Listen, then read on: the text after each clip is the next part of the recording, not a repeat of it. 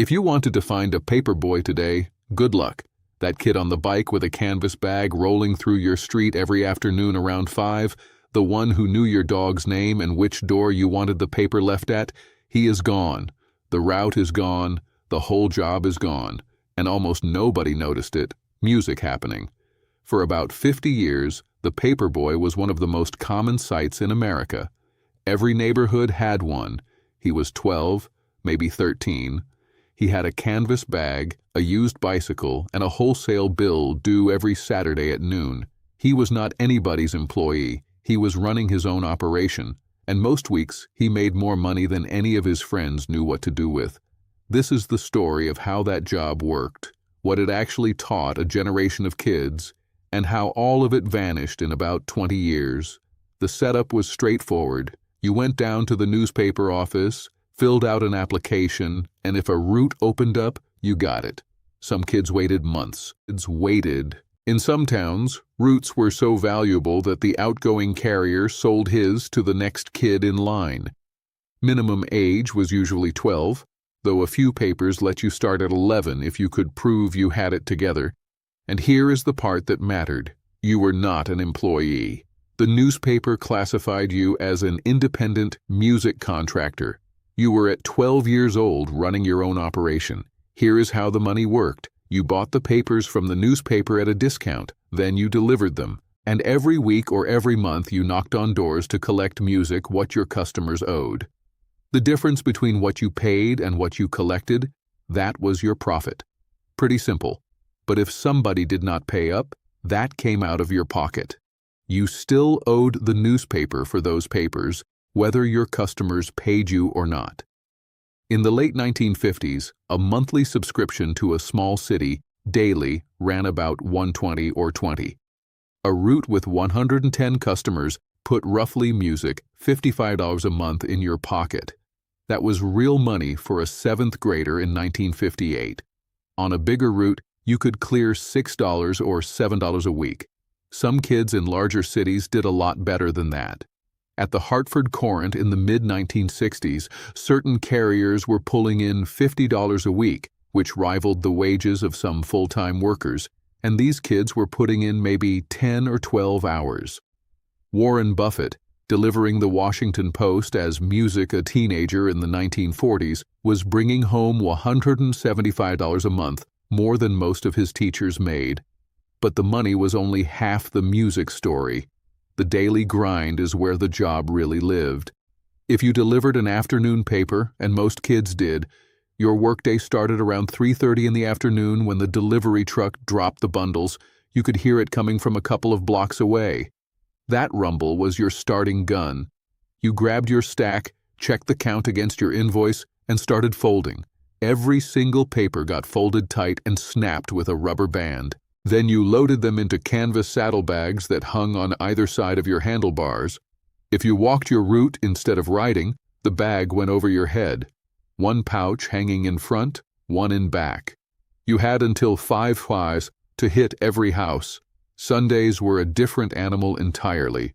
Papers dropped at 5 in the morning and they did not come assembled. You got a pile of loose sections, inserts, coupon flyers, all of it separate. You sat on the ground and built each newspaper by hand, stuffing section after section until every copy was complete.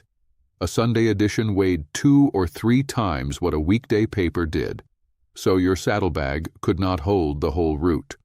You would load up, deliver half the houses, ride back to the pile, reload, and finish the rest, all before 7:00 a.m. And then you went back to bed if you were lucky. You did this every single day. Rain, August heat, snow up to your knees, it did not matter.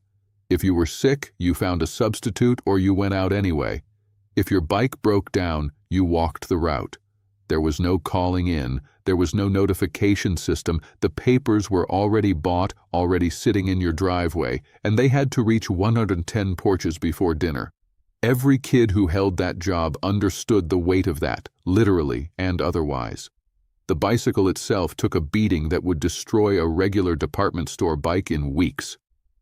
You were jumping curbs, hauling 30 or 40 lbs of newsprint, grinding the same streets 6 or 7 days a week. Cheap bikes fell apart fast. Bent spokes, cracked bearings, dented rims. Most serious paperboys ended up on a Schwinn. A used one ran about $15 in the late 1950s. They had the heavy-duty frames and the spring suspension between the fork and the front wheel that actually survived a daily route. One kid in Grand Junction, Colorado, bought a brand-new Murray for $30 when he got his route in 1958. Within months, music, the thing was falling apart. He went and found a used Schwinn and never looked back. And then there was Collection Day. Every paperboy will tell you the same thing. Collection Day was the worst part of the job. Once a month, sometimes weekly, you went music back to every single house on your route and knocked on the door. You carried a collection book, a card for each subscriber with their address, what they owed, and when they last paid. If they paid, you tore off a receipt and handed it over. If they did not, you wrote it down and came back tomorrow and music the day after that. Some people were never home. Some ducked you on purpose. Some moved without saying a word, and you were stuck paying for weeks of papers that went to an empty house. One former carrier described chasing a customer who owed him $14.75, which in today's dollars is around 63 euros. He left notes. He rang the bell 3 times a day. Then one afternoon, the doorbell echoed through a hollow, empty house. The family had skipped town. He was 13, and he had just learned what a bad debt felt like from his own pocket. But Collection Day had its upside too. Tips. The customers who appreciated you, who noticed you placed the paper inside the storm door instead of tossing it on the wet porch, would round up or slide you an extra 50 cents. Good service paid, lousy service did not. You figured that out at 12. Music. The same way you would figure it out running a company at 40. What made the paperboy different from music, any other kid's job, was the relationship it built between the carrier and the street. You knew which houses had dogs that would chase you. You knew who was elderly and wanted music the paper brought to the back door. You knew who went on vacation and needed deliveries held. Your customers knew your name. They watched you grow up year after year. Music. Same route. Same kid getting taller. And that connection ran deeper than most people realized. Music. In Rocky Hill, Connecticut, in 1979, a carrier named Joseph Latina noticed an elderly customer had not picked up his paper in 5 days. He told his mother. She called the police. They found the man collapsed on his floor, music barely alive, unable to move. The sergeant told the local paper that without that kid paying attention, the man would have died. That kind of thing happened more than you would think. In Hartford, a teenage carrier named Wesley Music Boussard spotted smoke pouring from an apartment on his route in 1969. Music kicked in the door and dragged a 72-year-old man to safety. The paperboy had eyes on the neighborhood in a way that nobody else did. At its peak, this was one of the most honored jobs in the country, if you can believe that. The U.S. Post Office put paperboys on a commemorative stamp in 1952, 3 cents. The inscription read, "In recognition of the important service rendered their communities and their nation by America's newspaper boys." During the Second World War, the Treasury Department authorized paperboys to sell war-saving stamps to their route customers. They were 12 or 13 years old, selling government bonds door to door. By war's end, they had moved nearly $1.7 billion. A 1944 Treasury poster said it plain, "Thanks, buddy. Newspaper boys have sold over 1.4 billion war-saving stamps since Pearl Harbor." The Newspaper Carrier Hall of Fame was established in 1960. Its members include Warren Buffett, Walt Disney, Martin Luther King Jr., John Wayne, Tom Brokaw, Jackie Robinson, John Glenn, and Harry Truman. When Buffett was asked why he accepted that honor after turning down dozens of others, he said that one hit his heart. Music. Walt Disney delivered papers for the Kansas City Star starting in 1911.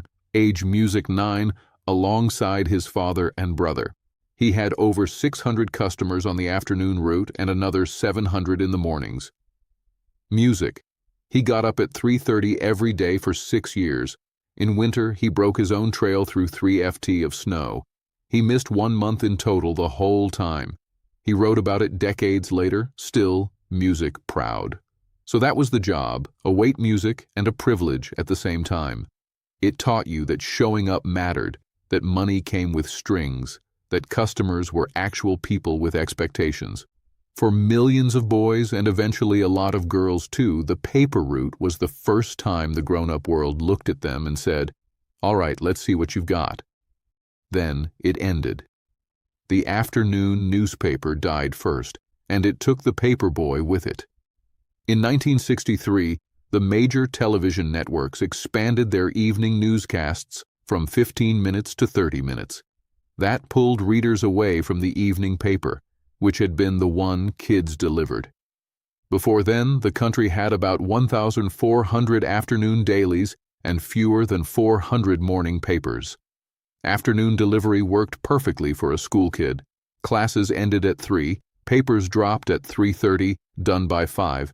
But as readership shifted to mornings, papers followed. Morning delivery meant rolling out of bed before 6 a.m.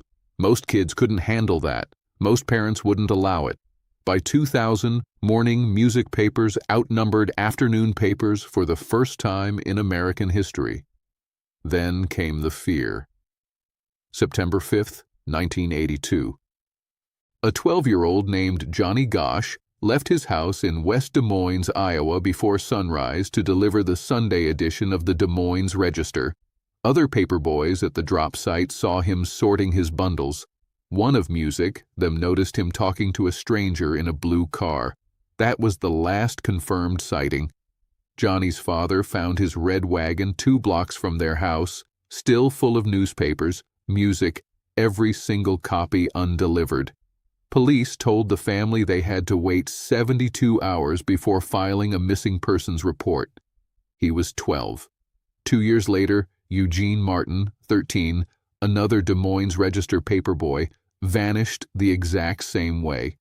Same city, same early morning route, same bag of papers left behind. Their faces were printed side by side on milk cartons from a local dairy. Johnny Gosch became one of the first milk carton kids in America. His mother fought for years and got Iowa to pass a law requiring police to act immediately on missing children. Other states followed. Neither boy has ever been found. Both cases are still open in 2026. Nobody decided that the paperboy should disappear after that.